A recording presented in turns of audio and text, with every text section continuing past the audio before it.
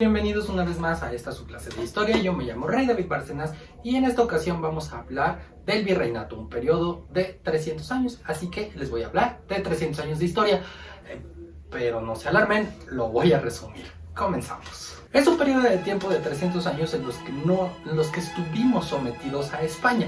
Y la verdad es que duele un poquito a veces, pero duele porque lo estamos viendo mal. Porque durante esos 300 años, la verdad es que se forjaron todo lo que nos identifica hoy como nación. Costumbres, tradiciones, comida, fiestas, todo. Y a este periodo de tiempo le llamamos virreinato. Como vimos anteriormente, hubo un sitio a la ciudad de Tenochtitlán. Por tanto, el inicio del virreinato oficial se toma como la fecha el 13 de agosto de 1521, porque fue la fecha en la que Hernán Cortés tomó prisionero a Cuauhtémoc y con eso derrotaron a los aztecas después de los 3 meses que duró el sitio de Tenochtitlán.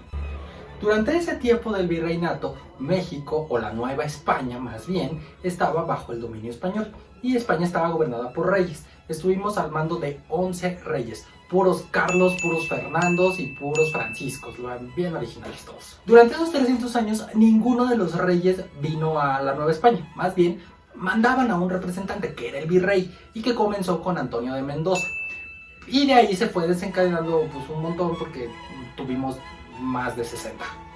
El primer paso para realizar una colonia en el inicio del virreinato, o sea, en el siglo XVI, fue evangelizarlos a todos. Y fue una tarea que no se hizo de la noche a la mañana, duró todo el siglo. Y durante ese siglo empezaron a venir órdenes religiosas, franciscanos, dominicos, agustinos, jesuitas, entre muchos otros. En ese entonces la iglesia tenía tanto poder como el gobierno y convertir al catolicismo o evangelizar a la gente era una de las razones que ellos encontraban para poder conquistar nuevos territorios. Ya que hicieron esa labor, había que hacer lo mismo con las ciudades. Por tanto, empezaron a destruir todas las ciudades prehispánicas y empezaron a construir edificios, gobiernos, casas, bancos, todo.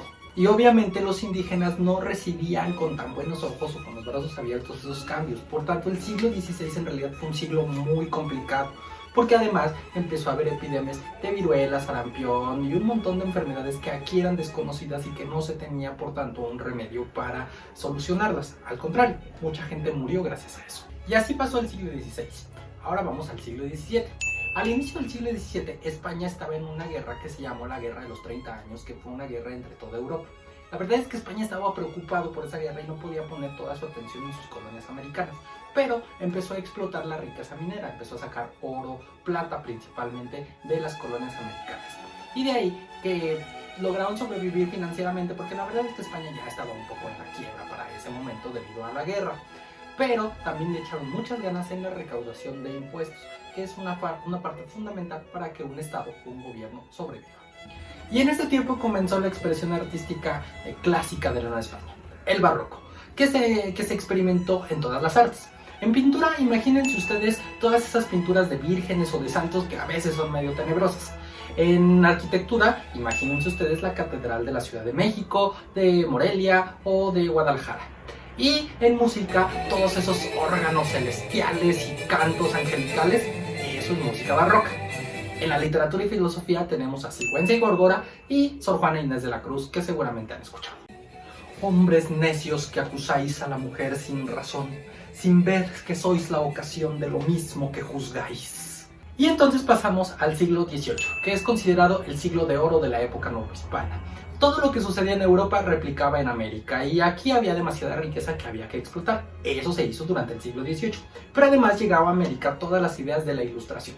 La Ilustración fue una época en Europa donde todas las ciencias, las artes, las filosofías empezaron a tener un auge muy importante y empezaron a ser escuchadas. Por tanto, en América sucedió lo mismo. Pero aquí no se le llamó Ilustración, se le llamó Reformas Borbónicas. Y en las Reformas Borbónicas, bueno, se hizo el primer ejército profesional, por ejemplo, se crearon los gobiernos y las intendencias, que ya es una división del territorio muy parecida a los estados que conocemos hoy en día. También hubo reformas a la iglesia para limitar su poder, hubo reformas fiscales para recaudar más y mejores impuestos, hubo libre comercio entre todas las personas de la Nueva España y además se crearon muchos institutos y escuelas para darle auge a la educación y que más personas pudieran tener acceso a esta. En este siglo XVIII, cuando mejor estaba la Nueva España económicamente, más o menos se veía así. Y en este momento, a pesar de que económicamente todo estaba bien, la sociedad ya no estaba tan conforme con la idea de ser gobernado por un rey que estaba en otro país o en otro continente. Entonces surgió lo que se llamó nacionalismo criollo, que es importantísimo para entender la siguiente parte de la historia de México, que es la independencia.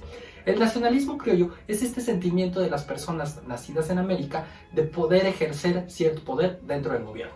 Empecemos por partes. Los criollos son todas las personas que eran hijos de españoles y que habían nacido aquí en América. Pero por ley, los criollos no podían tener acceso a gobiernos, no podían tener altos puestos en el ejército, no podían tener altos puestos en la iglesia. Todos esos puestos importantes estaban reservados para los españoles. Bueno, sí, más o menos. Entonces los criollos de repente empezaron a tener un sentimiento nacionalista y dijeron, bueno, si nosotros vivimos aquí, nosotros nacimos aquí, nosotros queremos gobernar aquí. Y el gobierno no se los permitió y ese fue el enfrentamiento más importante que hubo. Por eso los criollos empezaron a rebelarse en contra del virrey y del rey. Es muy común escuchar frases de odio hacia los españoles, que nos robaron todo y que solo nos dejaron las enfermedades. La verdad es que no es así. Durante estos 300 años hubo un intercambio y una mezcolanza de culturas que dio forma a la sociedad y a la forma de vida más parecida a la que tenemos hoy. Así que en realidad nosotros somos resultado de esa mezcolanza y de ese intercambio. Eso es importante porque no hay que odiarnos tanto. Y a muy grandes rasgos de eso se trata el virreinato. Fue una época donde se forjó este esplendor cultural del barroco en América y formó también a la cultura que tenemos el día de hoy. Espero les haya gustado y yo me voy, no sin antes recordarles, como en cada clase, que por favor me manden sus trabajos a mi correo o a los medios donde hemos dicho y le pongan su nombre completo, su grado, la materia y el tema. Les agradezco, nos vemos la próxima.